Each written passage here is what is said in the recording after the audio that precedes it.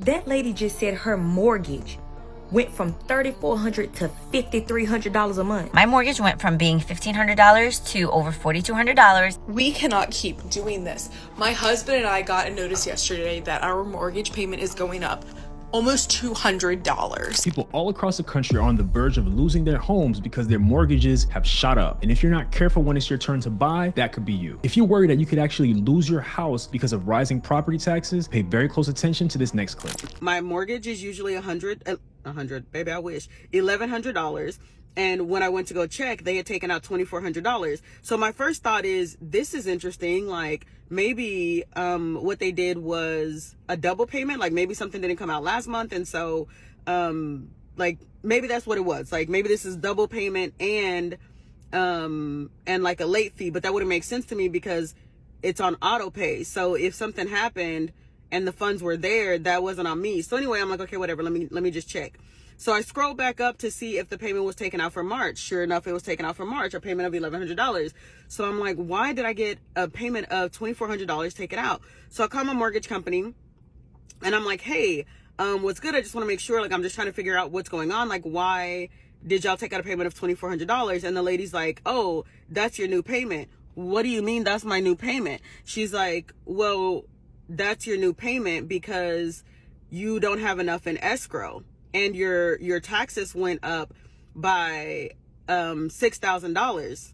Am I the only one who wishes they had an $1,100 mortgage? Wow. It is great that she confirmed how much the mortgage company took out of her account. You should never assume that the correct amount is being taken out automatically. So here's a quick breakdown of how a mortgage payment usually works. So first is the principal, and that's the part of your monthly payment that slowly pays down your loan. Next is the interest, and that's what the bank is charging you for the loan. Next is taxes, and the property taxes are based on what the county thinks your home is worth. And then insurance, so homeowners insurance in case of damage or a disaster or something like that. So the taxes and insurance go into a separate account called escrow. Your mortgage company uses the escrow account to pay for those bills when they come due. So if either your property taxes or your insurance premium goes up, then your escrow balance won't be enough to cover it. So the lender increases your monthly payment to make up the difference. And that's why her payment went up. This is something that surprises a lot of new homeowners. So it's important to understand this before you buy a home. Do you think property taxes and insurance are a scam? Let me know in the comments. If you thought that was bad, it gets worse.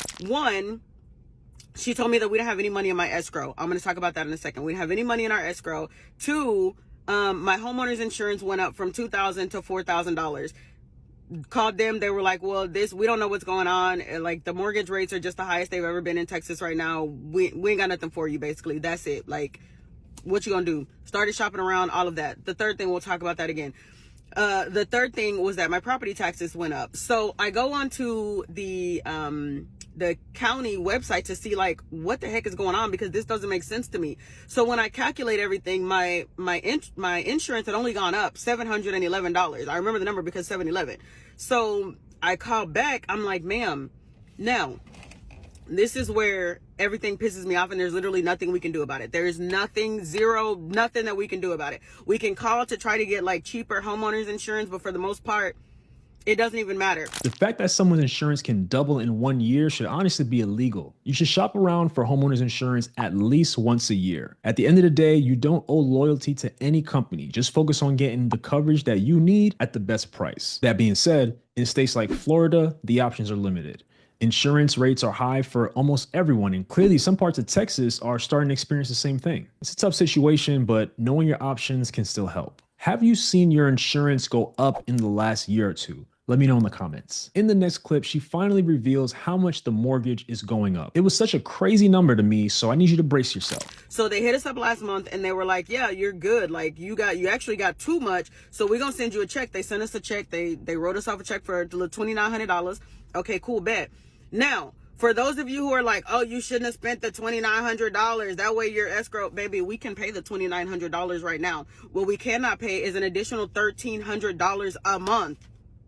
$1,300 a month is crazy. And there's nothing we can do about it. Like, we can't go back and say, yo, y'all told us we were good. They don't give a damn. $1,300 per month is mind-blowing. That's over $15,000 a year. I don't know anyone who got a $15,000 raise. And if you did, let us know in the comments so we could apply to wherever you work. And I'm being serious about that. What would you do if one of your bills suddenly jumped by that much? That's honestly a tough spot to be in. If you ever find yourself in a situation like this, in addition to shopping around for homeowners insurance, always contest your property tax increases. I don't care if it went up by $10. You have a right to push back. What's really confusing here is that they sent her a refund check saying that she overpaid her escrow, then came back later with that massive increase. That just seems off to me, and something's not adding up. If you choose to relocate and buy a home in the wrong area, I guarantee you're going to regret it. The next clip will explain why. My mortgage went from being $1,500 to over $4,200, and that's because I made the decision to move from Michigan to California to have better weather. And it's just so crazy to me because I'm not even in a house in California. I'm only in a condo. I did some calculations. If I was to buy a single family house that's even similar, like remotely similar to what my house in Michigan was, then my monthly mortgage would be over $10,000. And to get a house that's like kind of small, 3 bedrooms, maybe $1,500, my monthly mortgage would be over $7,000 in California. It's just wild to think how much more housing costs here, because in Michigan, for $250,000, you can get yourself a really decent house. Like here, you can't even get something at a trailer park for that much in Southern California.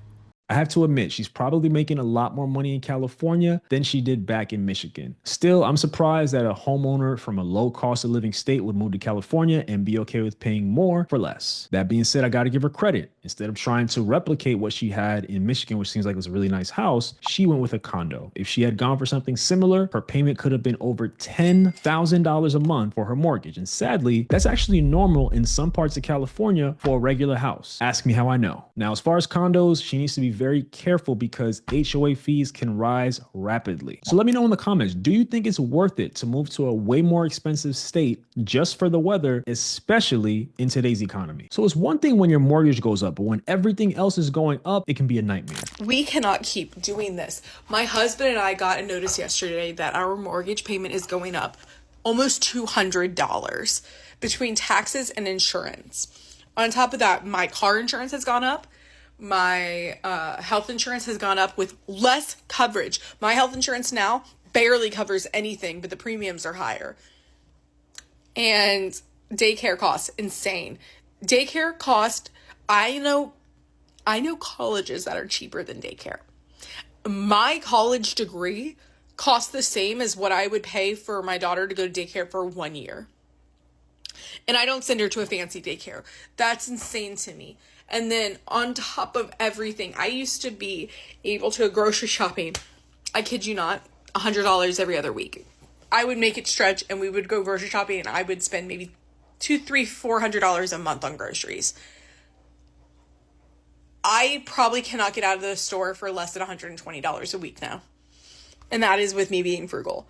I do not know what to do anymore because it's getting to the point where if things keep going up, I genuinely am not going to have money to pay the bills that I have, let alone to pay for food, to pay for clothing, to pay for necessities to get by, like just toiletries.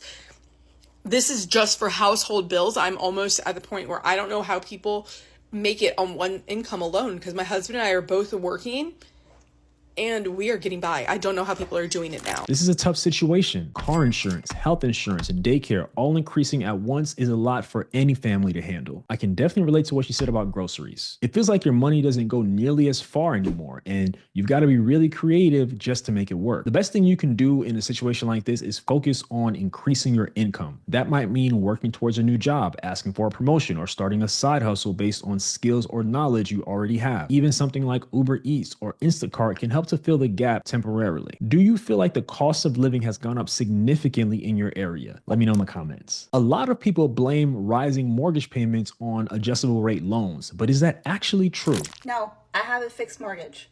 I got a fixed mortgage when I bought this house 6.5 years ago. My principal and my interest have not gone up. However, my taxes have. My taxes have gone up massively in the last few years due to, I'm not sure, county greed, appreciation on my land. I have made no improvements to my house. I do not think my house is worth what my county is assessing it at. But yeah, no, my taxes have gone up enough to screw over my mortgage. But not because I didn't get a fixed rate mortgage. Yeah, I'm smart enough to do that. This was something, again, I couldn't have foreseen. I did not expect house prices to go up by that much, and then therefore taxes. Like over the course of a 30-year mortgage, yes, I expect that house prices would go up. Again, that was foreseeable. What no one foresaw was in the last 4 years, house prices like doubling. Nobody saw that coming. She makes a lot of great points here. The first is that home prices have increased drastically since 2020. In early 2020, the median home sales price was around $329,000. As of 2025, it's $416,900. And for many of you watching, it's even higher depending on where you live. It's also important to understand the difference between a fixed rate mortgage and an adjustable rate mortgage, often called an ARM. A fixed rate mortgage means that your interest rate stays the same for the entire life of the loan. Your monthly principal and interest payments are predictable. An adjustable rate mortgages starts with a lower rate, but after a set period of time, that rate can change and often increase depending on the market. ARMs can be risky if rates rise, but that's honestly not a major issue today because only 8% of mortgages are adjustable rate mortgages. She also mentioned something that really stood out. Even if you haven't made improvements to your home, property taxes can still go up just because your home is worth more now. Now, do you think it's fair for property taxes to increase if nothing about your home has changed? Or do you think they're going up because of county or government greed? Let me know in the comments. It might feel hopeless if your mortgage goes up suddenly, but there's always something you can do to account for it. This next clip proves that. Last month, I told y'all that my mortgage is going up, and not only is my mortgage going up, aftercare fees for my son has went up, and my life insurance policy has went up as well. So instead of me paying the regular price that I have been paying for stuff, everything has went up in a total of $350. So I've been trying to figure out how can I cut out $350 inside of my budget or make an additional $350. So the very first thing I did is took a look at my budget. That's going to be the very first thing I always do. I'm going to go to my budget notebook. I'm going to see what can I cut out. So the very first thing that I cut out was my frappes. You know your girl love her some frappes. I was giving myself $50 out of my own money to actually buy frappes because that's how much I love it. So instead of me doing that, I'm actually going to be doing that with my content creator money. And how I'm going to make that make sense is because I'm going to be able to create content around that frappe. That's what I'm going to have to start doing because that frappe going to have to start making me some money if I'm going to be spending money on it. So that's going to cut out $50 right there, and it's going to take me down to $300. The other thing that I have been doing is I have been paying off debt, y'all. I have been working on these credit cards. I started off with 7 credit cards, and now I'm down to 2 credit cards left.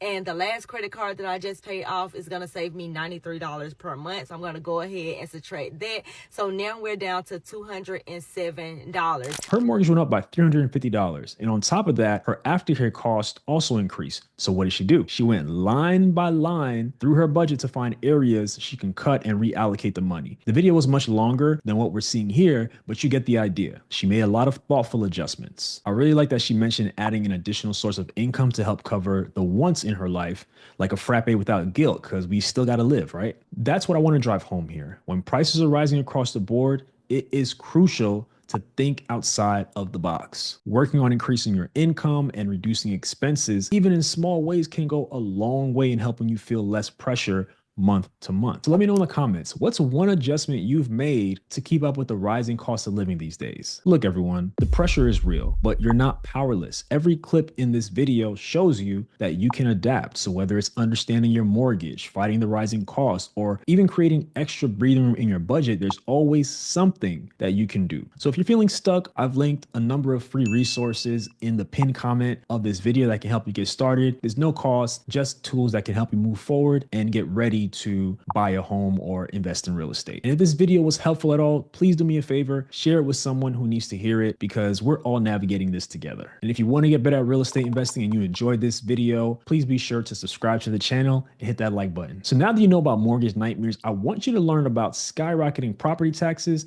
and the best way to appeal your property taxes. Check out this video right here.